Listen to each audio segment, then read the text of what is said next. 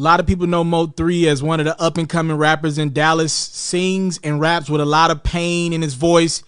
Unfortunately, he was shot and killed on the I-35 East Interstate in his hometown, Dallas, Texas. Like I said, Mo3 was apparently driving on the interstate when a man pulled up on him, started shooting. Mo3 was able to get up out his car and try to make a run for it. But unfortunately, the gunman was able to shoot Mo3, left him dead right on the interstate. He got away from the scene. One other person was shot. It is believed that it was a non-life-threatening injury, so they're expected to make a recovery.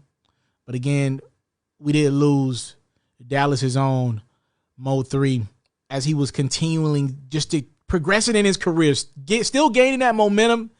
I want to send some prayers to that man's family. Obviously, losing anyone can never be easy.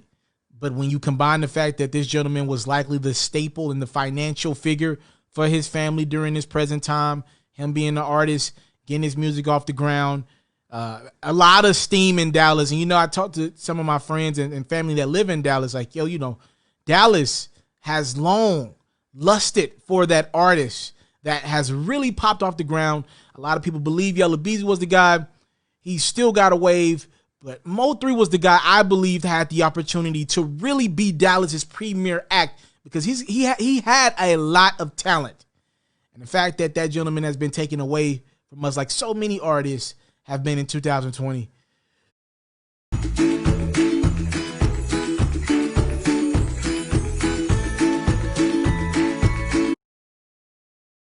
Away from us like so many artists have been in 2020. I mean, I can't come on here and keep saying it's sad. I guess I can, but it doesn't change anything. I'm going to say the same thing over and over again. I'm going to say, yo, it's sad. I'm going to tell y'all we got to do better. And then it seems like every month or so, I'm going to come right back on this platform and say, it happened again. Another artist gunned down. Now, I mostly saw Mo3's music on the snippets. I call him one of the kings of snippets on Instagram. I say Meek Mill was one and I say Mo3 was two. All the snippets that they do on their IGs always fire. And that was how I got put on to a lot of the records that I listened to Mo3. I think the only project that I listened to Mo3 fully through was the one that he did the collab joint with Boosie. I think that was the first time I listened to an entire project of Mo3. Speaking of Boosie, his reaction was like most, just sad. On his Twitter account, Boosie said, "I'm lost for words. Tip my boy, Mo3. See you when I get there." For those who don't know, Mo3 was closely associated with Boosie. As a matter of fact, he had wanted a shot to work with Boosie many years ago. He called Boosie not just his favorite artist, but his favorite street guy altogether. He got the opportunity. He actually linked up with Boosie at a meet and greet that Boosie was doing down in Texas. And the first time around, he talked to Boosie outside of a hotel room, and he wanted to pic with Boosie. And Boosie was like, "Hurry up, take this picture." When he met Boosie at that meet and greet, second time around, according to Mo3, he said this time around Boosie knew who he was. And not only did he know who he was, he wanted to work with him. Boosie was like, "Yeah, they tell me you the ish down here in Texas, in Dallas." So it was a fulfilling moment for Mo3 to be on the road with Boosie and do music with Boosie. I just saw a Mike Tyson interview, and Boosie was doing an interview with Mike Tyson for the most part, but guess who was right next to him? It was Mo3.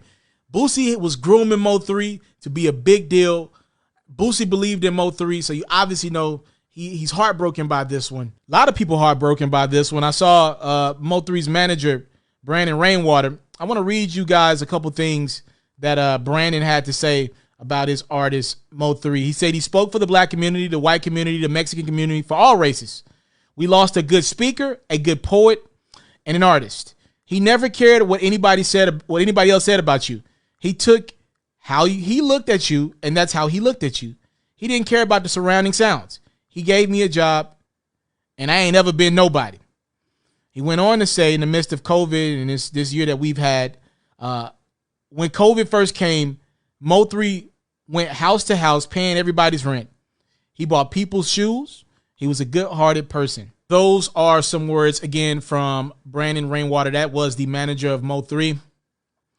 Brandon also said that Mo3 owned he owned his masters and he owned his publishing as well. So obviously this is a very sad story, but a little bit of positive news in this one is, you know, as long as the fans out there continue to stream Mo3's music, hopefully finances won't be a problem for the foreseeable future for his family. I know he had kids, family, the baby mamas and all that. I hope that money is able to hold his family over, as this was obviously an unexpected shooting, death. I mean, what do you want to call it? It's just sad, man. Even more sad, I saw this picture floating around. People were tagging me in this picture.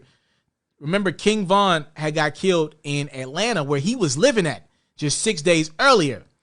And somebody tagged me in a picture of King Von next to his kids and siblings and, you know, youngins, and Mo3 next to his youngins and, you know, his kids as well. And again, 2 black leaders taken from their families in a little less week's time. Both just so happen to be rappers. And this is where we're at with him. I'm noticing a trend in rap, right? It's not the superstars that we're losing anymore, the stars in the rap game, right? It's the guys that are probably more popular online than what their music is, right? With Instagram and YouTube and all these interviews and all these blog sites that cover these artists. I'm noticing a very sad trend, but I want you to kind of listen to what I'm saying here and take this in. There is a trend of the rapper that is unfortunately getting gunned down. It's not the superstars, but it's that rapper. Just hear what I'm saying here. That rapper that has a lot of buzz on the internet, music still trying to catch up with the internet buzz. I'm noticing for some weird reason that seems to be the target. That seems to be the guy that has the biggest burden on his back and the one that's struggling to find stability in their hometown and even when they move out of their hometowns.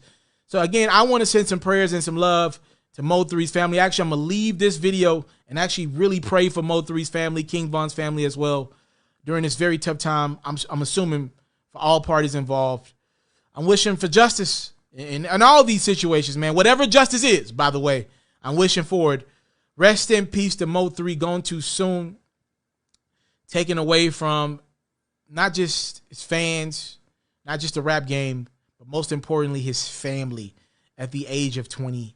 Scheming. I've been looking for a lick, my pocket's empty. Damn, I must be dreaming.